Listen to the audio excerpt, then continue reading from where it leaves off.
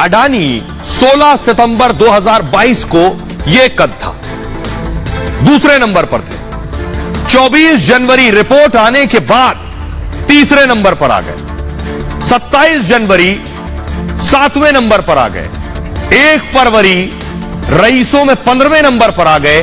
2 फरवरी रईसों में 17वें नंबर पर आ गए और 3 फरवरी यानी कि आज अडानी रईसों में 21वें नंबर पर है। तो एक एजेंसी की रिपोर्ट ने कैसे दूसरे नंबर पर दुनिया में जो आदमी था उसे 21वें नंबर पर पहुंचा दिया, अब आप समझ सकते हैं। ये आप देख रहे हैं कि आखिर अडानी कहां पहुंचे हैं, ये मैं आपको बताऊंगा। अडानी पर आखिर आरोप क्या है, उससे पहले आपको ये बताता हूं कि अडानी पर जो आरोप है, पहले वो समझ लीजिए कि बहुत कम लोग जानते हैं। रिपोर्ट तो आ गई है, लेकिन रिपोर्ट में है क्या वो मैं आपको बताता हूं।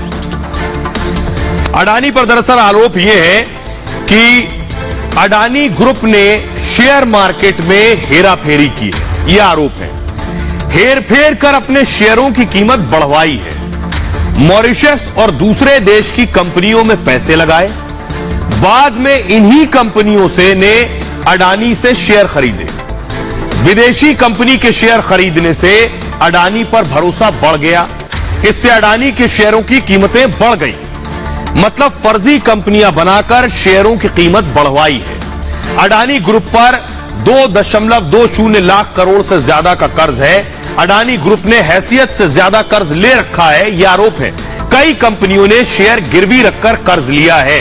बैंकों के पास वसूलने के लिए शेयर के अलावा कुछ नहीं है। हिंडनबर्ग की रिपोर्ट में मनी लॉन्ड्रिंग का भी आरोप है। ग्रुप की 7 कंपनियों के शेयर 85% तक ज्यादा हैं।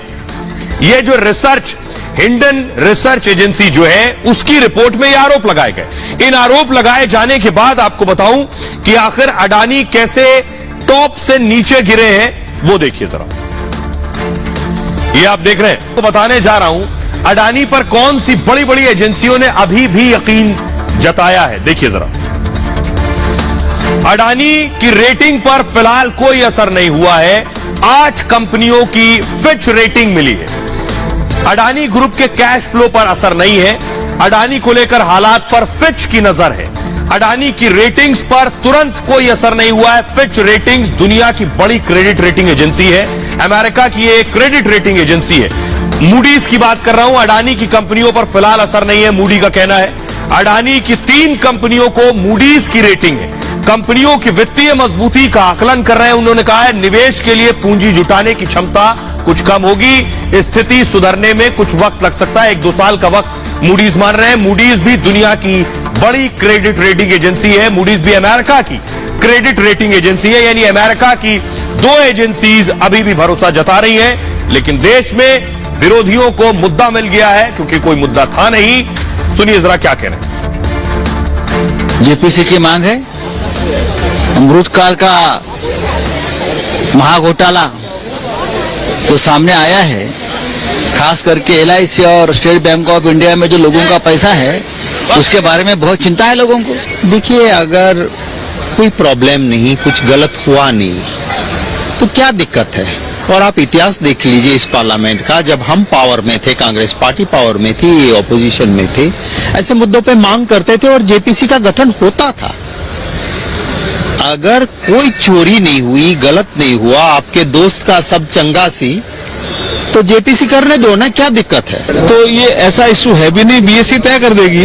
पर पहले बीएससी में तय हुआ है, धन्यवाद प्रस्ताव पर चर्चा, उसको चर्चा जारी। अच्छा, चर्चा करते समय कुछ भी बोल सकते हो आप, ये बड़ा विषय है ना। तो भी उनके समझ में नहीं आ रहा, उनको शायद हाउस चलने नहीं देना है, इस वजह से ऐसा कर रहे हैं। हम रिक्वेस्ट कर रहे हैं उनसे कि हाउस को चलने दें। राष्ट्रपति जी ने जो अभिभाषण दिया उस पर धन्यवाद प्रस्ताव की जो परंपरा है, उस परंपरा को वो डिस्टर्ब नहीं करें, उसको नहीं तोड़ें तो अच्छा है।